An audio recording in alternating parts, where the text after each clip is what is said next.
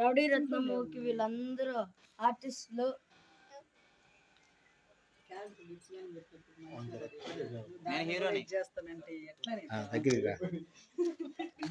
ఆయన డిఓపి గారు,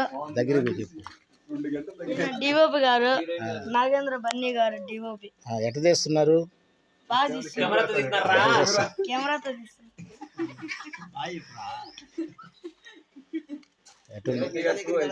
అందరూ యాక్టర్ల యాక్షన్ అంతా బాగుందా?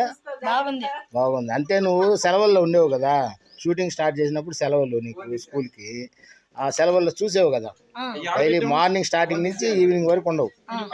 అందుకని okay, thank you Mahesh.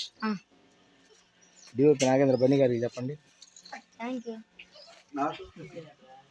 Hero గారికి, డైరెక్టర్ గారికి.